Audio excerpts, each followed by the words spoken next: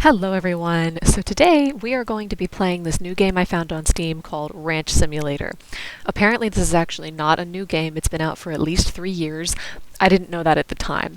Now, I am going back and editing these episodes after I have already recorded 3 episodes worth of content, so for episode 1 I am going to be doing a voiceover, and episodes 2 and 3 will be more gameplay focused. So for the start of this, I decided to make a character, and I went into this completely blind. I do, for episode 2, actually start looking into gameplay and let's plays, and I figure out what I was doing wrong.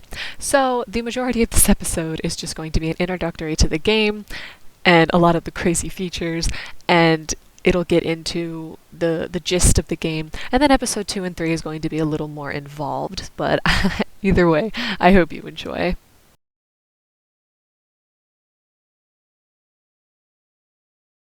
So, starting off our adventure, we quickly figure out that you can make your character any color you want, and I had way too much fun with this.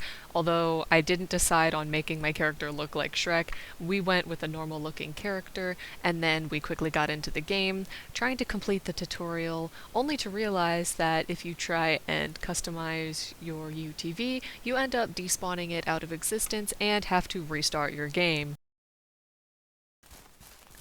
It's a big deer, oh my goodness. Oh, look! That's a red stag. Okay, so this game takes place in Europe. After figuring out that this country has no idea what it wants to be, I decided to restart the game, which left me with no quests and absolutely no clue what to do. I wasn't about to do the tutorial again because I already did most of it, and it already took me about an hour to get as far into the tutorial as I did before I realized that I couldn't proceed without my vehicle. So I decided to skip the tutorial this time around and clean up the entire property so then I could get on to, fixing up the farm and start on building things. But I had absolutely no idea what I wanted to build or what I wanted to do, so I kind of went into this blind, which I definitely spend the rest of the next 2 episodes fixing my mistake. Can I hit them? Technically, yes! Yeah, wait, is he taking damage? He looks dirtier than he did before. You're just... okay, wait. Can I shoot him? Oh. Are you invincible? Oh, you're the slowest gunslinger in the West. Okay. Hold E to skip. Oh! Okay. Can I eat him? So, we're not gonna mention that that deer was completely poached. Poaching doesn't matter when you live in a country with absolutely no hunting laws. Killing the wildlife became a very favorite pastime of mine, and eventually I figured out that you could sell the meat, as well as the eggs I was collecting from the chickens that the tutorial gave me, to this general goods store. I also found that I could buy other items, such as a meat processor, which I ended up buying and didn't need, and it will not be used until later in the series. I did kind of buy a lot of useless things in the beginning of this series here, but luckily it starts to turn around later. This was also about the time I decided to make some goals for myself. I didn't quite realize that there are quests in this game that you can seek out, so I was going to make quests for myself, and that included building a large house for myself that I wasn't able to complete and figured this would be a very long-term project. However, I was still eager to start it. I also decided that it would be a good opportunity to start putting up some other structures, like more pens for chickens, some outdoor pens for other large animals, and even a stable that hopefully I can use to fill with horses or whatever else I feel like using it for. For the next few days in-game, my life consisted almost exclusively of chopping wood and poaching the local fauna. This went on for quite some time, until I finally decided to buy a sheep.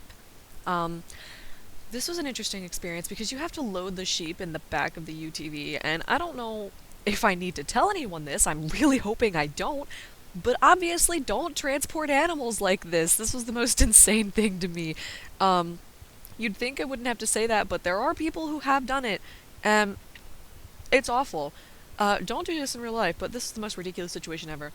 I figured the sheep would be a good investment because I could shear it for wool and I could sell its wool, but I also don't realize this until like episode 2 or 3 that you can actually milk the sheep. I don't know who would want sheep milk. That seems a little weird to me. Goat milk, sure, but sheep's a little weird. But yeah, so it was another form of income besides just eggs. But that's not where we ended. We also decided to buy a rooster because now, if we can breed the chickens and we can get more chickens, not only can we make profit off of eggs, we can also kill the babies or when they grow up, and we can have meat as another product that we can sell.